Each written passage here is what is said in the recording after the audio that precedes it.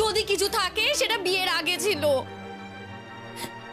এখন সেও তার জীবনে সেটেল করে গেছে, আমি আমার জীবনে সেটেল করে গেছি। তখন তো আমি জানতাম না যে তোমার মতো একটা জানোয়ারের সাথে আমার বিয়ে হতে চলেছে,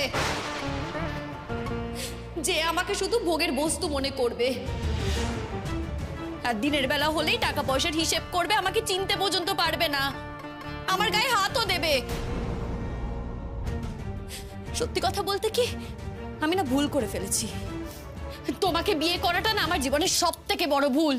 এই স্বরূপটা যদি আমি আগে জানতাম তাহলে এই বিয়েটা আমি করতাম না। আমি আমার জীবনের সবথেকে বড় ভুল করেছি তোমাকে বিয়ে করে।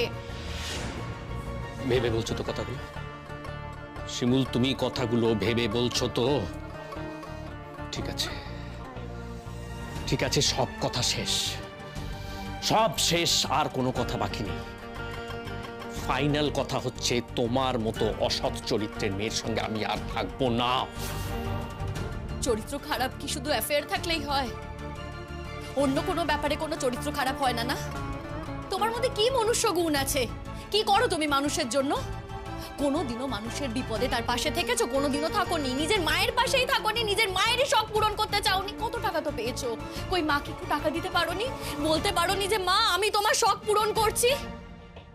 এই বেলায় স্বার্থ না, টাকার বেলায় স্বার্থ, সেই বেলায় তুমি আলাদা মা আলাদা, অন্য সময় শুধু মা মা আর মা। ছি ছি, তুমি আর তোমার ভাই দুটোই এক।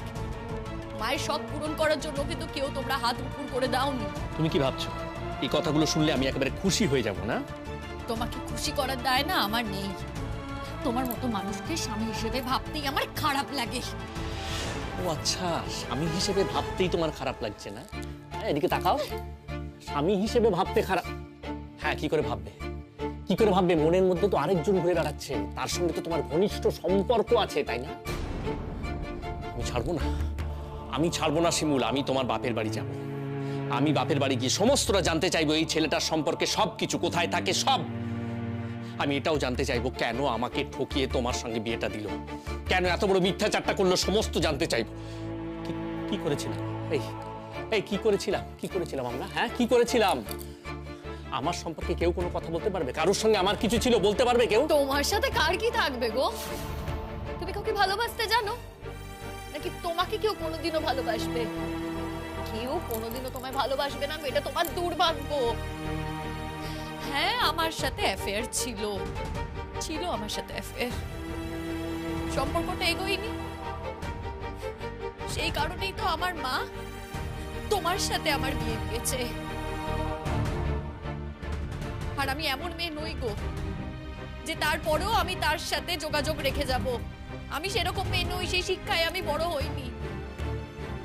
আমি ভেবেছিলাম জানো তো যে তোমার সাথে আমি সুখে সংসার করব, তো না, তোমার তো শুধু একটা কারণেই আমাকে প্রয়োজন, রাত্রি বেলায় শুধু আমাকে প্রয়োজন। সেই প্রয়োজন মিটিয়ে দিলে ব্যাস, তোমার আর আমাকে কোনো প্রয়োজনই নেই। কোনোদিনও জানার চেষ্টা করেছো আমি কি চাই, আমার কি ইচ্ছে অনিচ্ছে, আমার কষ্ট হচ্ছে কি হচ্ছে না জানার চেষ্টা করেছো? এটাকে কি বলে জানো? যেটা বলে সেটা আমি মুখে উচ্চারণ করতে চাই না। সত্যি আমি উচ্চারণ করতে চাই না। আর আমি যদি থানায় গিয়ে এই কথাগুলো বলি তাহলে সবকিছু তোমার বিপক্ষে যাবে। কি বললে, কি বললে? তুমি থানাতে যাবে? থানায় গিয়ে এবার তুমি স্বামী স্ত্রীর কথাগুলো বলবে না? স্বামী স্ত্রী এইগুলোকে না স্বামী স্ত্রীর কথা বলে না, কি বলে জান? একজন ক্ষমতাবান লোক একজন দুর্বল মানুষের ওপর তার ক্ষমতা প্রদর্শন করছে। স্বামী স্ত্রীর সম্পর্ক শুধু একটা জায়গাতেই থেমে থাকে না গো, প্রত্যেকটা ব্যাপারে না তারা পরস্পরের সাথে জড়িত থাকে। কোনোদিনও তুমি আমার সাথে আলাদা করে কোনো কথা বলেছো? বলনি। কোনোদিনও জানতে চেয়েছো আমি কি পছন্দ করি না করি? কোনোদিনও আমাকে ভালোবেসে বলেছো চলো না শিমুল একটা ভালো সিনেমা কিংবা নাটক দেখে আসি? নাটক? সারাদিন বাড়িতেই যা নাটক চলছে, তারপরে আবার বাইরে গিয়ে নাটক দেখতে যাওয়ার কোনো প্রয়োজন আছে? সত্যি নাটক সম্পর্কে তোমার কি ধ্যান ধারণা? আচ্ছা শোনো, তোমার বইয়ে তো একটু হলেও কিছু কোয়ালিটি আছে, সেই কোয়ালিটির কোনোদিনও কিছু দাম দিয়েছো? আজ আমি নাচ করতে এত ভালোবাসি, স্বামী হিসেবে তোমার কখনো মনে হয়নি না যে তোমার বইয়ের এই স্বপ্নটা সফল করি? কোনোদিনও তোমার মনে হয়নি, কারণ তোমার মনে হয়েছে যে সারা জীবন তুমি তোমার স্ত্রীকে কৃতদাস বানিয়ে রাখবে। কিন্তু না গো, আমি তো তোমার কৃতদাস হয়ে থাকবো না। হ্যাঁ, তুমি হয়তো বলবে যে আমার বাপের বাড়ির লোক আমাকে সাপোর্ট দেয়নি, করেনি সাপোর্ট, তাই আমাকে তোমার কাছে আসতে হয়েছে। কিন্তু না, আমার না আর কারোর কোনো সাপোর্ট প্রয়োজন নেই। আমি নিজেই নিজের সাপোর্ট খুঁজে নেব। আজ তুমি আমাকে মারলে, আমার বাবাও না কোনোদিনও আমার গায়ে হাত দেয়নি গো, সেখানে আজ তুমি কেন, কোন অধিকারে তুমি আমার গায়ে হাত দাও? এত বড় সাহস তোমার, তুমি আমার গায়ে হাত দিচ্ছ? যে সম্পর্কটা তুমি স্বীকারই করো না, সেখানে কোন অধিকারে তুমি আমার গায়ে হাত দিচ্ছ? অন্যায় করে তুমি বড় বড় কথা বলছো না? তোমার লজ্জা করে না? আমি বলে তাই অন্য কেউ হলে কিন্তু রক্ত গঙ্গা বইয়ে দিত। কি রক্ত গঙ্গা বহাবে তুমি? বাও রক্ত গঙ্গা, আমিও দেখতে চাই তুমি কি ভেবেছো আমি দুর্বল মেয়ে, আমি সবকিছু সহ্য করে নেব। মারো মারো, আমিও দেখতে চাই তুমি কত রক্ত গঙ্গা বহাতে পারো। শোনো, একবার যখন তুমি আমার গায়ে হাত তুলেছো না, তখন কিন্তু সব আর ভেঙে গেছে, তখন তুমি আমাকে মারতেই পারো। একবার মার খাওয়া যা, সারা জীবন ধরে মার খাওয়াও তা। কি হলো, দাঁড়িয়ে আছো কেন বলো? ভয় পেয়ে গেছো তুমি? ভয় পেয়ে গেছো? মারো না আমাকে, আমি তো বলছি মারো, একবার মারো, তারপর আমিও তোমাকে দেখিয়ে দেবো যে আমি কি করতে পারি। এই বাড়াবাড়ি করো না শিমুল, বারবার বলছি। এখনো কিছু বাড়াবাড়ি আমি করিনি, কিন্তু এবার আমি বাড়াবাড়ি করব। এই যে আমাকে মারটা মেরেছো না, তার 1000 গুণ মার আমি তোমাকে ফেরত দেব। কি ভেবেছো মার শুধু গায়ে হাত দিয়ে মারা যায়? না গো, আমি তোমার গায়ে হাত দেব না, সেই রুচি আমার নেই। মার অন্যভাবেও মারা যায়। আজ রাতে যে তুমি আমার সাথে ব্যবহার করেছো, যে অশ্লীল আচরণ করেছো, আমি না সেটা প্ল্যাটফর্মে পৌঁছে দেবো, একটা অন্য প্ল্যাটফর্মে পৌঁছে দেবো। আমি দেখবো তুমি তখন কি করো, আমিও দেখবো যে তুমি কি উত্তর দাও। আমিও ডাকবো, আমি আমার ওই যে প্রেমিকের কথা বলছো তাকে আমি ডেকে পাঠাবো, আমিও দেখবো সে কি বলে। আমি তো বলবো যে তুমি তোমার ভাইয়ের কথা শুনে আজ আমার উপর রিয়্যাক্ট করেছো, আমার গায়ে হাত তুলেছো, আমিও এর শেষ দেখে ছাড়বো। খুব ভুল জায়গায় তুমি হাত দিয়েছো পরাগ ব্যানার্জি, খুব ভুল জায়গায়। শোনো, অতীত নিয়ে না কারোর বিচার হয় না, লোকে বর্তমানটাই দেখে। আমিও দেখবো তুমি কি প্রমাণ করতে পারো। কি ভেবেছো তুমি তোমার বাড়িতে দুমুঠো খাবারের জন্য আমি তোমার কাছে পড়ে পড়ে মার খাবো? কখনো না। এই একদম বেশি কথা বলো না। অন্যের সঙ্গে লুকিয়ে লুকিয়ে দেখা করতে গেছো, আবার বড় বড় কথা বলছো। দুশ্চরিত্র মেয়ে কোথাকার। তবু তো বলতে পারবে দুশ্চরিত্র, কিন্তু তোমার তো চরিত্র বলে কিছুই নেই। চরিত্র কাকে বলে সেটা না তুমি বোঝোই না। যাক, তোমার সাথে নেই ব্যাখ্যায় আমি যেতে চাই না, এই নিয়ে আমি তোমার সাথে কোনো কথাই বলতে চাই না। তোমার সাথে আমার অন্য জায়গায় দেখা হবে, এই আমি তোমাকে বলে রাখলাম।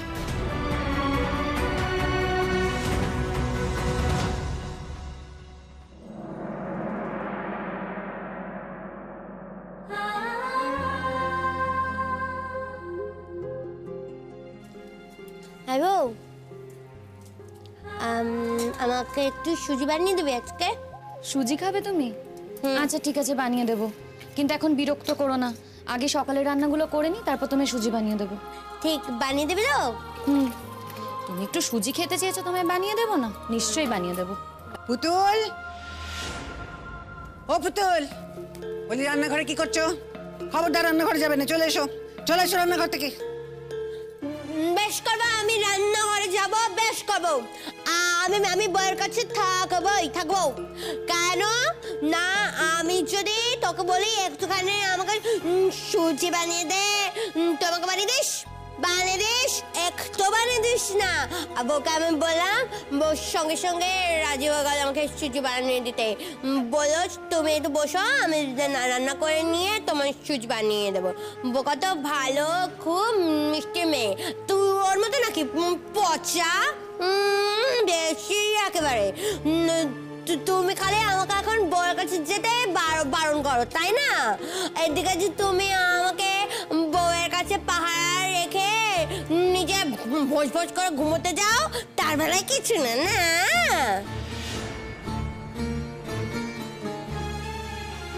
বলি তুমি এখানে কি করছো রান্নাঘরে?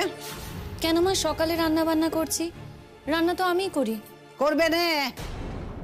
কেন করব না আমি না ঠিক বুঝলাম না মা। না, আপনি যখন বলছেন মানে আপনার রান্নাঘর, আপনার সংসার, ঠিক আছে আমি রান্না করব না। আপনার শরীর ভালো নেই, তাই আমি রান্নাঘরে রান্না করতে এসেছি। আমি একটা ইয়াং মেয়ে, সেখানে আমি যদি বাড়িতে বসে থাকি আপনি রান্না করেন, দেখতে তো ভালো লাগবে না মা, খারাপ দেখাবে। তাই রান্না করতে এসেছি। এখন আপনি যদি না বলেন, ঠিক আছে। রান্না কি আমি করবো না, নাকি শুধু আজকের জন্য কথাটা বলছেন? বলি ও কি কথা, হ্যাঁ? তোমার লজ্জা করে নে? লজ্জা করে নে তো মুখ নাড়ি নাড়ি কথা বলতে? এত অপবিত্র মেয়ে কোথাকার।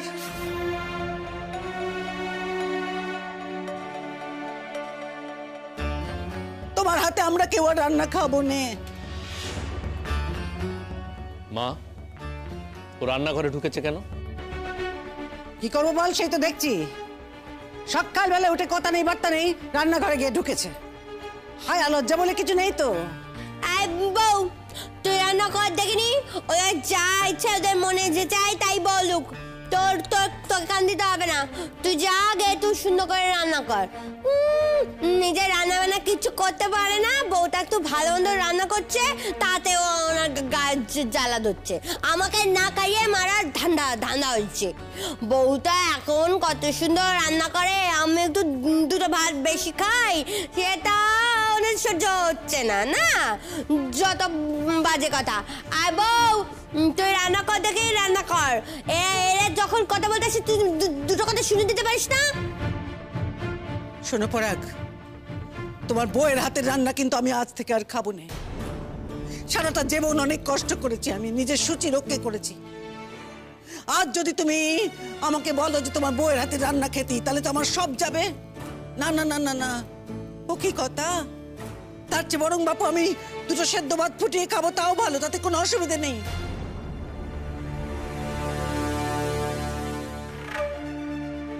না না, তোমরা যদি খেতে চাও তো খেতে পারো তার হাতে। মা, তুমি তো বুঝতেই পারছো আমার খাওয়ার কোনো প্রশ্নই উঠছে না। আর দরকার পড়লে তুমি যদি রান্না করতে না পারো, তাহলে আমি বাইরে গিয়ে খাবো। বলি ও কি কথা, হ্যাঁ? রান্না করতে পারবো না কেন? নিজের জন্য দুটো ভাত ফুটিয়ে নিতে পারলে তোমাদের জন্য পারবো না? কিন্তু তার আগে বলি রান্নাঘরখানা তো খালি করতে হবে, ছাড়তে হবে তো রান্নাঘরখানা। শোনো মা, ওর হাতে আমরা কেউ খাবো না। ওর যে কতখানি সাহস আর ও যে কি কি কথা বলেছে সেটা তুমি জানো না। পলাশ কিন্তু মিথ্যে কথা বলেনি। ও নিজে মুখে স্বীকার করেছে যে ওর বিয়ের আগে একজনের সঙ্গে সম্পর্ক ছিল। হ্যাঁ, সেই সম্পর্ক কতটা ছিল সেটা ও বলেনি, আর সেই ব্যাপারে আমরা কেউ জানতেও চাই। ওই ছেলেটা ওকে বিয়ে করেনি, সেই জন্য আমার ঘাড়ে এসে পড়েছে।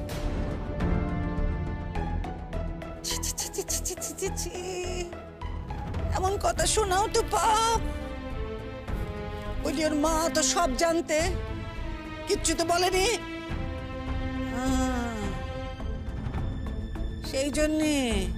সেই জন্যে যখন সে বাপের বাড়ি চলে গেল না, আমরা আবার গেলুম ফিরিয়ে আনতে, তখন কত সৎকাউনি কথা তার।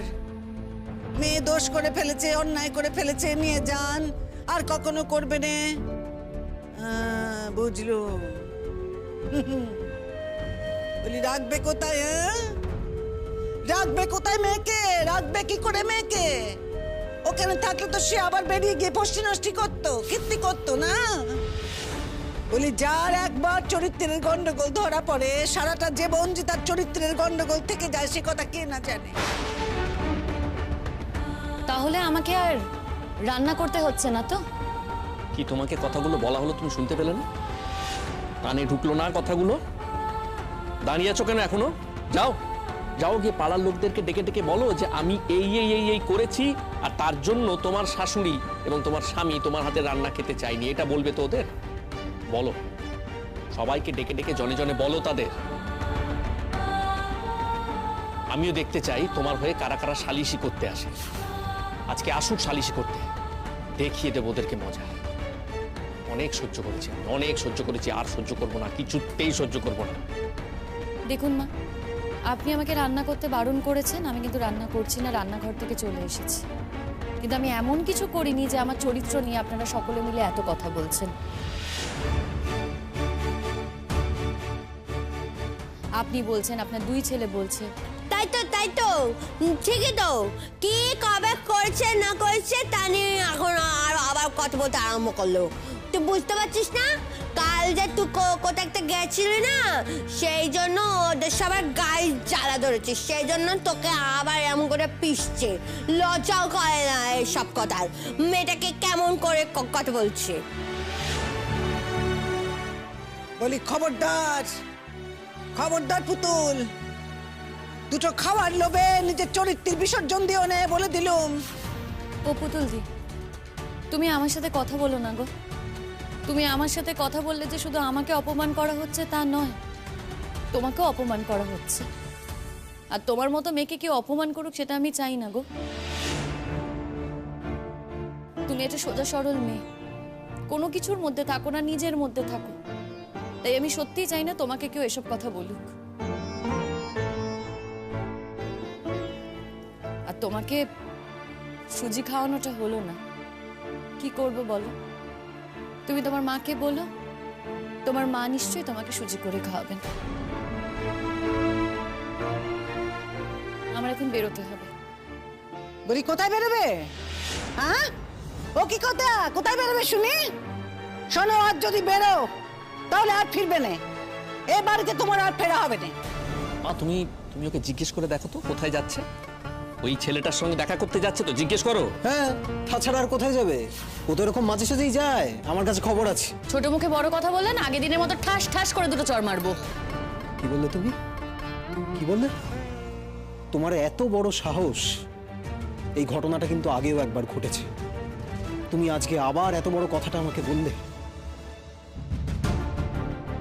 যার নিজের চরিত্রের কোনো ঠিক নেই, সে অন্যকে শাসন করতে এসছে। তোমার মতো মেয়ের শাসন আমি শুনবো কেন গো? হ্যাঁ, কেন শুনবো?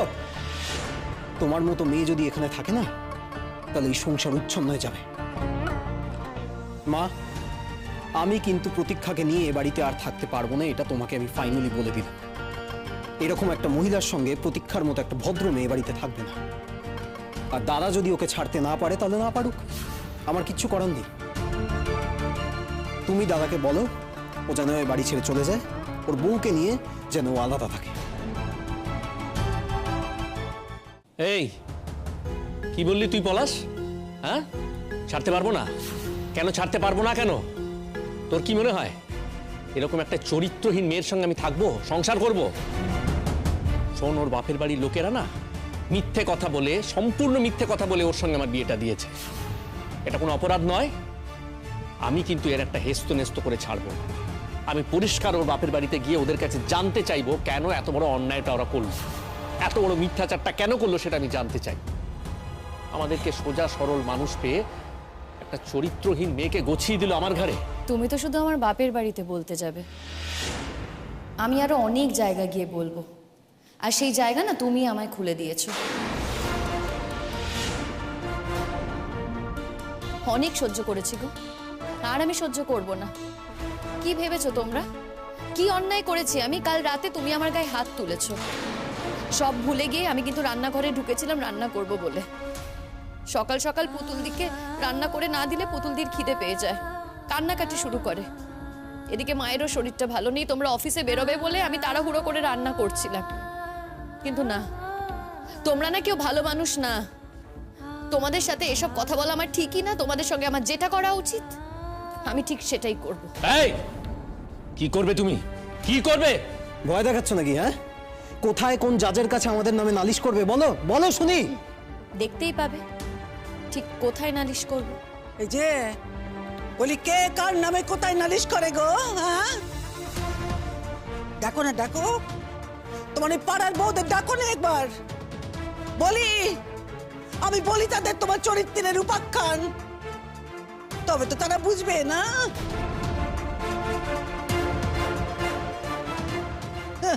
নালিশ টুকবে, অবশ্য পাড়ার লোকেদের আর কি দোষ, তারা তো মজা লুটবে। আমার সংসারখানা পড়লি তাদের কি? বলি ভয় দেখাচ্ছ? ভয় দেখাচ্ছ তুমি যে আমার ছেলের নামে কি নালিশ ঠুকবে? কোথায় নালিশ ঠুকবে গো? যাও ঠকো, ঠকো গে। তবে একটা কথা মনে রেখো, আমার ছেলেদের হয়ে কি করে লড়াই করতে হয় সে কথা কিন্তু আমারও জানা আছে। বাহ, খুব ভালো মা, শুনেও ভালো লাগলো। সারা জীবন তো আপনি নিজের জন্য লড়াই করতে পারেননি, কিন্তু ছেলেদের জন্য লড়াই করবেন। সত্যি বলছি, শুনে খুব ভালো লাগলো। আপনার লড়াই সার্থক হোক মা।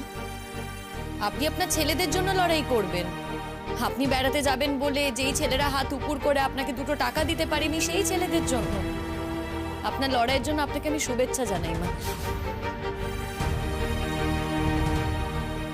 তবে একটা জিনিস বোধহয় আপনি ভুলে গেছেন, আসলে আজকালকার দিনে খবরাখবর রাখেন না তো। আজকালকার মেয়েদের হাতে কিন্তু অনেক ক্ষমতা। আপনার ছেলে কাল আমার গায়ে হাত তুলেছে, কোনো প্রমাণ ছাড়া আমার চরিত্রে অপবাদ দিয়েছে। আর এই কথাগুলো যদি আমি ঠিক জায়গায় গিয়ে বলি না, আপনার ছেলের কিন্তু চাকরি পর্যন্ত চলে যেতে পারে। কি বললে তুমি? চাকরি চলে যেতে পারে না? আমার চাকরি চলে যাবে? বড় বড় কথা বলছো। আবার মারবো তোমায়। চাকরি খবরদার, খবরদার! এই এই এই, তুই বউয়ের হাত তুলছিস? বউয়ের গায়ে হাত তুলছিস? বাড়ির লোকের গায়ে তুই হাত তুলছিস? ওকে তুই পেটাচ্ছিস? তোর লজ্জা করে না? ছি, ছি, ছি, ছি, ছি, ছি, ছি, ছি! এই মেয়েটাকে, এই রোগা পাতলা মেয়েটাকে যদি তুই মারিস, ওর আর কিছু থাকবে? থাকবে? তুই তো একটা জলদস্যু রে, জলদস্যু! এদিকে তাকা আমার দিকে। চুপ কর। জলদস্যু তুই! এই মেয়েটাকে মারলে ওর আর কিছু থাকবে? থাকবে রে! তোর লজ্জা করে না? তুই বাড়ির বউয়ের গায়ে হাত তুলিস? হ্যাঁ? কালকে রাতে তুই আমাকে মেরেছিস? হ্যাঁ? দেখি, আমি এখন দেখবো তুই ওকে কেমন করে মারতে পারিস, কেমন তুই ওর গায়ে হাত তুলে পারিস। ওর গায়ে হাত তোলার আগে তুই আমাকে মারবি। সব মার আমার গায়ে পড়বে, একটা মার আমি ওকে মারতে দেবো না। ছাড়ো বাপু, ছাড়ো। পরাগ, কোনো দরকার নেই ওর গায়ে হাত তোলার। গায়ে হাত তুলবে না। দেখো, আমার হলো পস্কের কথা। তুমি যখন ওর সঙ্গে আর থাকবে না ঠিক করেছো, আমরা যখন কেউ ওর সঙ্গে আর সংসার করবো না ঠিক করেছি, তখন ওর কি হলো না হলো আমাদের তো জানার দরকার নেই, কিচ্ছু দরকার নেই। বলি ও কার সাথে মেলামেশা করছে, কি চরিত্রের ওর, বয়ে গেছে। বুঝুক, ওর মা বুঝুক। আমি আর কি করব? আমি আর একখানা ভালো মেয়ে দেখে তোমার বিয়ে দেব, এই তো। হ্যাঁ, নিশ্চয়ই, তা তো করবেন। একটা বিয়ে দিয়ে তো আপনার শান্তি হয়নি, একটা মেয়ে সর্বনাশ করে তো শান্তি হয়নি। আপনার ছেলের বরঞ্চ আরেকটা বিয়ে দিন। দেখুন, একটা কথা আমি পরিষ্কার বলে দিচ্ছি, আমি এই বাড়িতে না থাকলেও আমি আর একটা মেয়ে সর্বনাশ হতে দেব না, কিছুতেই না। অনেক অত্যাচার করেছেন আমাকে, যে যে আমাকে অপমান করেছে, যে যে আমাকে অত্যাচার করেছে, আমি সবকিছু ফেরত দেব। অনেক সহ্য করেছি আমি। আমিও দেখতে চাই আপনাদের হাতে যে শক্তি আছে তার দাম বেশি নাকি সত্যের দাম বেশি নাকি আইনের দাম বেশি। আপনার কি মনে হয় আপনাদের বাড়িতে থাকতে আমার ভালো লাগে? না, ভালো লাগে না। এই বাড়িতে থাকতে আমার একটুও ভালো লাগে না। এই বাড়িটা না মানুষ বসবাসযোগ্যই নয়। আমি চেয়েছিলাম, জানেন তো, এই বাড়িটাকে মানুষের বসবাসযোগ্য করে তুলতে, কিন্তু না, আপনারা তো সেসব চান না, আপনারা তো সেসব পছন্দই করেন না। আমার কি, আপনারা এইভাবে থেকে থেকে অভ্যস্ত, আপনারা এইভাবেই থাকবেন, এটাই আপনাদের ভালো। তবে একটা কথা বলি মা, মা হিসেবে কিন্তু আপনি একটুও সফল নন।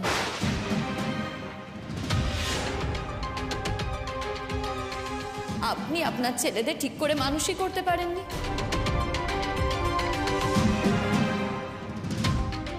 আমার পেটে যদি এরকম সন্তান হতো না, তাহলে আতুরেতেই আমি তাদের নুন খাইয়ে মেরে ফেলতাম, পৃথিবীর আলো দেখতে দিতাম না।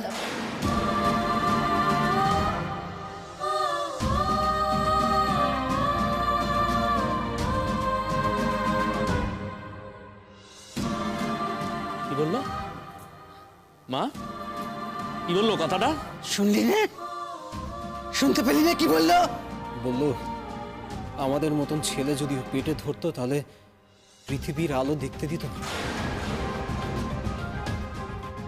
মা তুমি তুমি শুনলে? শুনলে ও কত বড় কথা বললো, তুমি শুনলে? আমি যা বলছি ঠিকই বলছি। এই বাড়িতে না শুধু একটা মানুষ আছে, এই পুতুলদি, যাকে আপনারা আপনাদের ছাঁচে ফেলতে পারেননি। সে নিজের ছাঁচে তৈরি হয়েছে।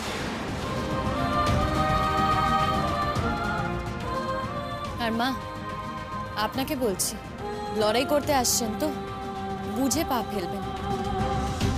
দেখবেন কাদায় পা পিছলে আবার গড়াগড়ি না খেতে হয়।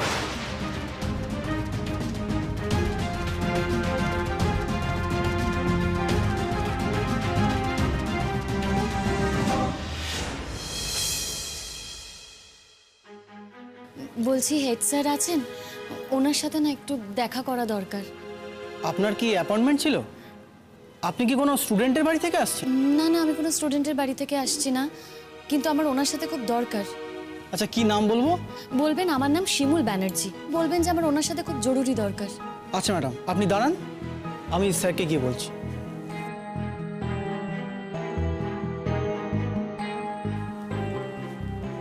স্যার, একজন এসছেন বাইরে, বললেন আপনার সঙ্গে ব্যক্তিগত দরকার।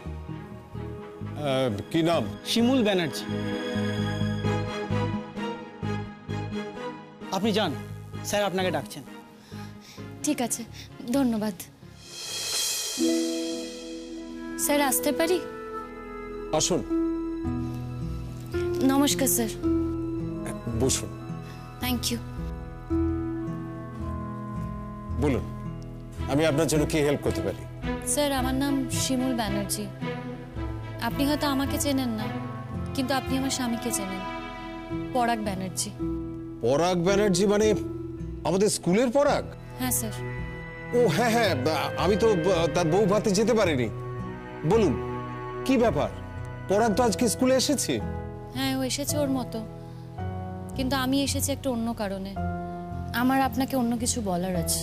স্যার, আপনার স্কুলের টিচার, যে কিনা অনেক ছেলেমেয়ের দায়িত্ব নিয়েছে, তাদের ভবিষ্যৎ গড়ার কারিগর, সে রোজ রাতে তার বউকে অত্যাচার করে।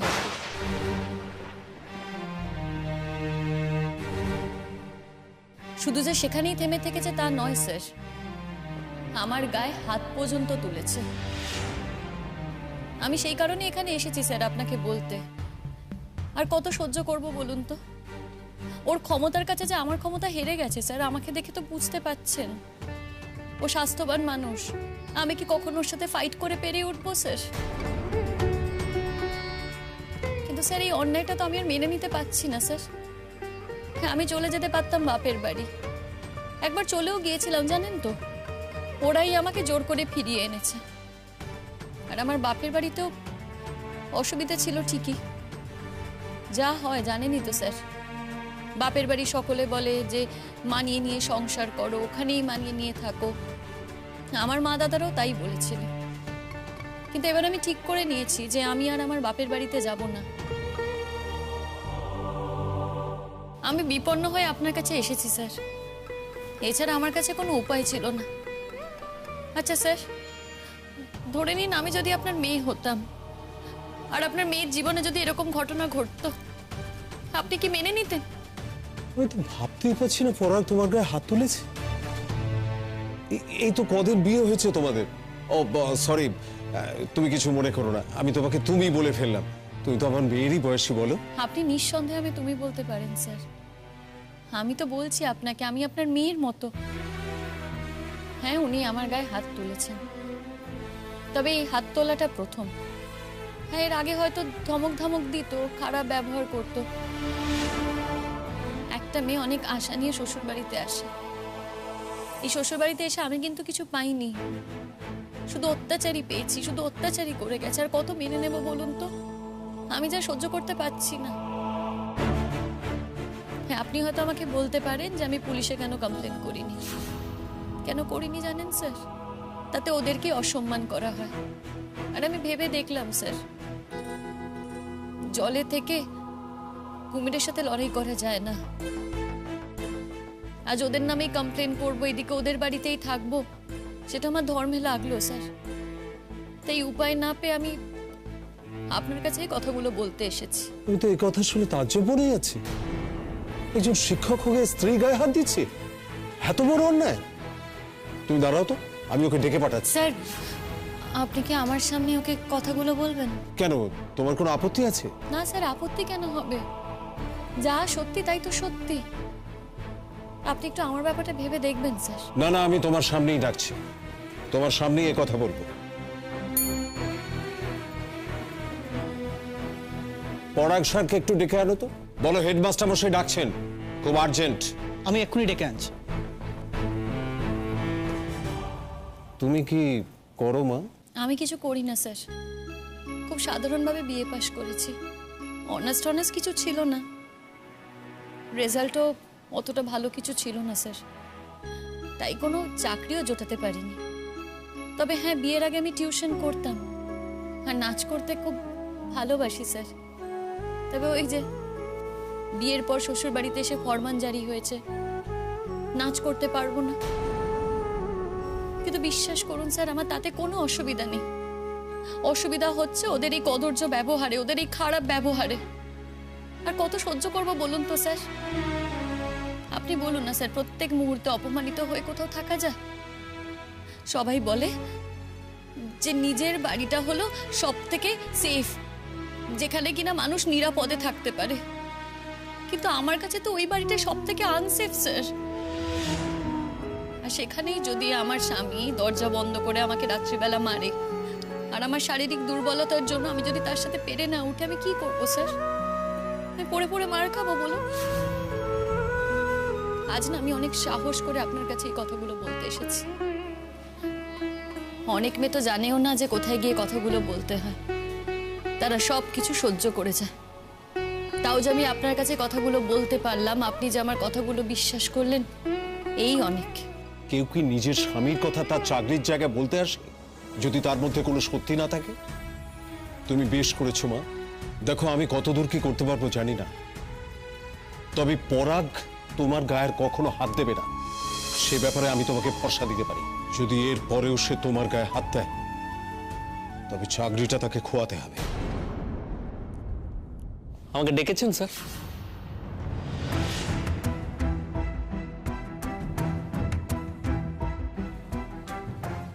তুমি এখানে?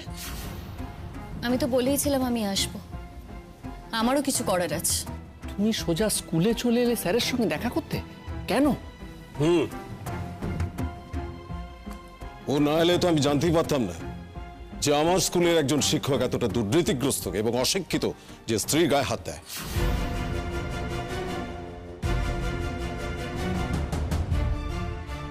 আমাকে তো এখন থেকে ভাবতে হচ্ছে যে তুমি এই স্কুলে পড়াতে পারো কিনা, তোমার সে অধিকার আছে কিনা। স্যার, স্যার আপনি ওর কথা শুনে, ওর সমস্ত কথা শুনে এই কথাগুলো বলছেন? ও কি মিথ্যে কথা বলছে? তুমি ওর গায়ে হাত দাওনি?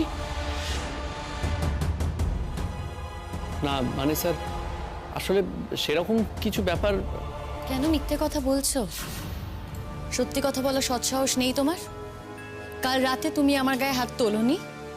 স্যার স্যার স্যার স্যার আমি বলছি আপনাকে, ও আসলে তর্ক করছিল আমার সঙ্গে, সেই জন্য আমি মারতে গেছিলাম। কিন্তু আমি মারতে গিয়েছিলে, মারুনি বলতে চাইছো? হ্যাঁ, তুমি আমার প্রথমবার আমার গায়ে হাত তুলেছো, তারপরেও আমাকে মারতে গিয়েছিলে। কি হলো বলো সত্যি কথাটা? সেই জন্য তুমি দেখো, সেবল স্বামী স্ত্রীর মধ্যে ঝামেলা হয়েছে, সেই জন্য তুমি সেটা বাইরে এসে, মানে আমার কাজের জায়গাতে এসে তুমি। স্বামী স্ত্রীর মধ্যে অশান্তির মানে কি এটা যে তুমি ওর গায়ে হাত দেবে? কোন স্কুল থেকে পড়েছো? কি কলেজ ইউনিভার্সিটি থেকে পাশ করেছো? তুমি তো শিক্ষক হওয়ার যোগ্যতাই রাখো না। শোনো পরাগ, তোমাকে আমি পরিষ্কার বলে দিচ্ছি, এরপর তোমার সম্পর্কে যদি কোনো আমি অ্যালিগেশন শুনি, তোমার স্ত্রীর কাছে আমি নিজে মনিটরিং করবো এবার থেকে, তাহলে আমি তোমাকে বরখাস্ত করব, আর সেই অধিকার আমার আছে। তুমি ডোমেস্টিক ভায়োলেন্স ঘটাবে, তোমার বইয়ের গায়ে হাত দেবে, আর স্কুলের ছেলে মেয়েদের জীবন তৈরির কারিগর হবে, এই দুটো একসঙ্গে হতে পারে না।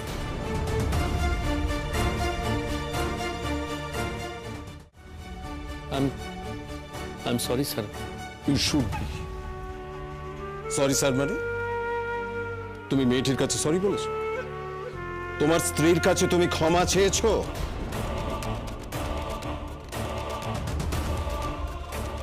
কেন?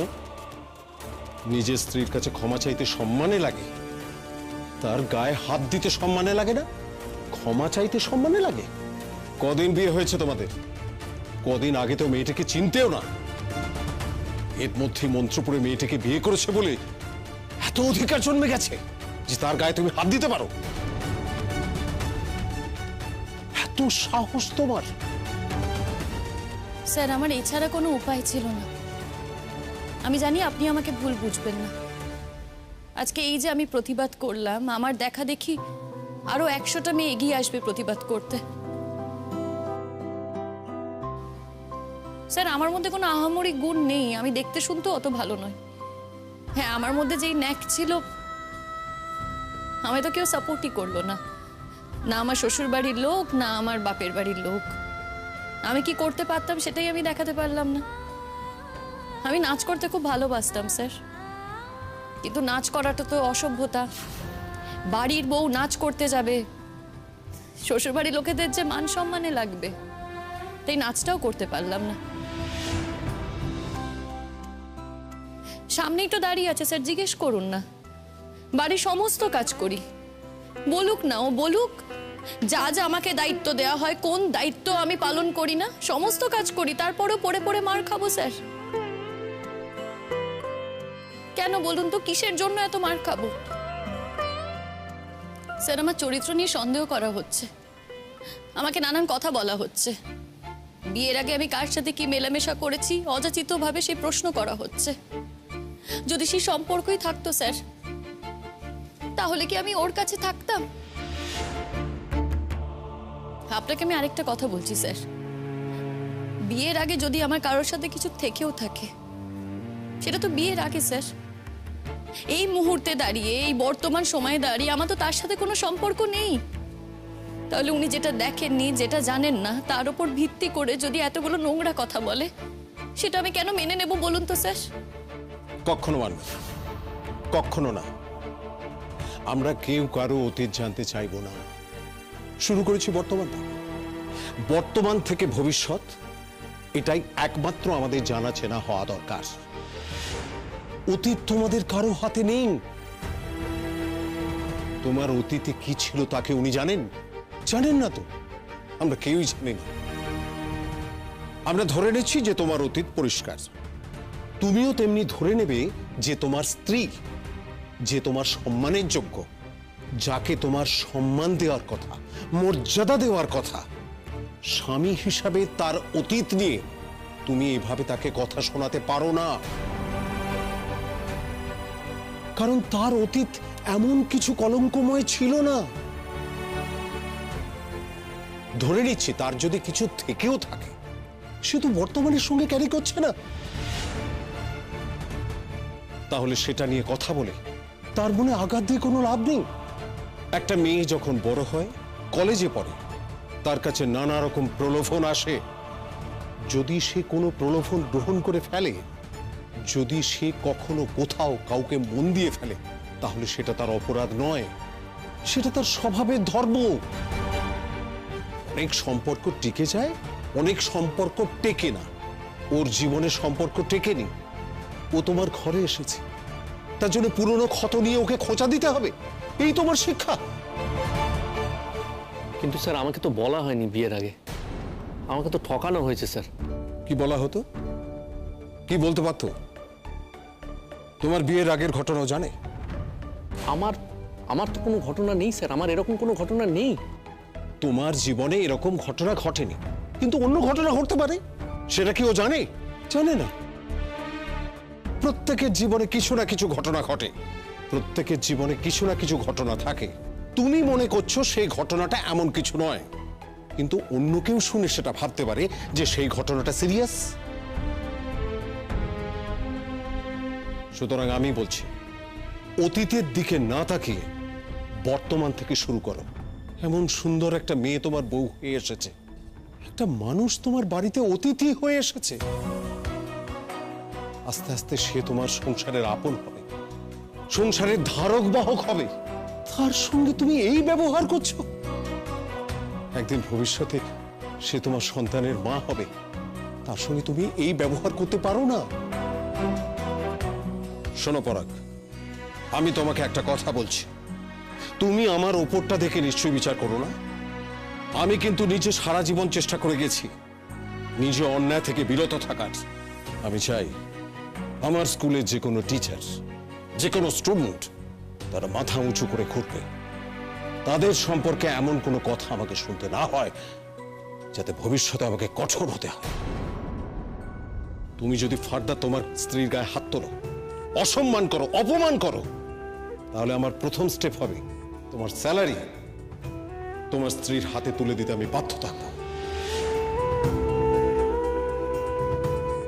আর তার জন্য যা যা করতে হয় তাই আমি করব। এরপরেও যদি তুমি না বুঝো, এরপরেও যদি নিজেকে না শোধরাও, তাহলে তুমি চাকরি থেকে বরখাস্ত হবে। আর এর জন্য যা যা করণীয় তা আমি করব, এতটুকু দ্বিধাবোধ করব না। এই কথা আমি তোমাকে সাফ সাফ বলে রাখলাম। স্যার স্যার স্যার আপনি এসব কি বলছেন স্যার? যদি ভয় পাও তাহলে নির্ভয় যাতে কাজ করতে পারো সেই রকম ব্যবস্থা করো। তোমার স্ত্রী তোমার ঘরের লক্ষ্মী, তাকে সম্মান করো, ভালোবাসো, তাকে মর্যাদা দাও। তোমাকে স্যালুট জানাচ্ছি মা। তুমি যে ভয়, দ্বিধা, দ্বন্দ্ব কাটিয়ে আমার কাছে আসতে পেরেছো, তার জন্য আমি অত্যন্ত খুশি হয়েছি। অন্যায় চুপ করে মেনে নেবে না। তুমি যদি নির্দোষ হয়ে থাকো, তাহলে তোমার উপর অন্যায় হলে তুমি তার প্রতিবাদ করবে। অবশ্যই আমি তোমার সঙ্গে আছি। আমি যখন ফোন করব তখন তুমি ফোন ধরে সত্যি কথাটাই বলবে। এই নাও, তোমার নাম্বারটা আমার কাছে রেখে যাও। আমার স্কুলে প্রথম এলে এমন একটা অভিজ্ঞতা হলো, আমার খুব খারাপ লাগছে। চা খাবে? মিষ্টি খাবে? স্যার অপমানিত হলে না, খাওয়া দাওয়া করতে ইচ্ছে করে না স্যার, কিচ্ছু ভালো লাগে না। আমরা মেয়েরা না বড় অসহায় স্যার। তাও যেসব মেয়েরা চাকরি করে তাদের একটা জোর আছে, ভরসা আছে, কিন্তু আমাদের মতো মেয়েরা যারা অন্যের ওপর ভরসা করে চলে, তাদের কি আছে স্যার বলুন তো? স্যার আর কিচ্ছু চাই না, শুধু আত্মসম্মান নিয়ে বাস করতে চাই। এই পৃথিবীতে সব মেয়েরাই তো ব্রিলিয়েন্ট হয় না, সব মেয়েরাই তো আর ভালো ভালো চাকরি পায় না, সব মেয়েরা তো প্রতিভা স্ফুরণ ঘটাতে পারে না। তাদের কি হবে স্যার? তাদের কি এই সমাজে কোথাও জায়গা হবে না? তারা যে সংসারের জন্য এত কাজ করে, তাদের তো কেউ কোনো দাম দেয় না, তারা কারোর কাছ থেকে কোনো মর্যাদাও পায় না স্যার। আমরা কিন্তু সংসারের জন্য উদয়স্ত খাটি স্যার। আমরা আমাদের স্বামীর মঙ্গল চাই, শ্বশুরবাড়ির সকলের মঙ্গল চাই, আর 5 জনের সাথে মিলেমিশে আনন্দ করে বাঁচতে চাই। তার কি কোনো দাম নেই স্যার? এটাকে কি সমাজের প্রতি কোনো কন্ট্রিবিউশন বলে না? তুমি আমার চোখ খুলে দিলে মা। নতুন করে অনেক কিছু পেলাম, অনেক কিছু শিখলাম তোমার কথায়। আমি জানি না তুমি নিজেকে অত্যন্ত সাধারণ বলছো বটে, কিন্তু আমার মনে হচ্ছে তুমি যদি সুযোগ পাও তাহলে অনেক দূর পর্যন্ত তুমি যাবে।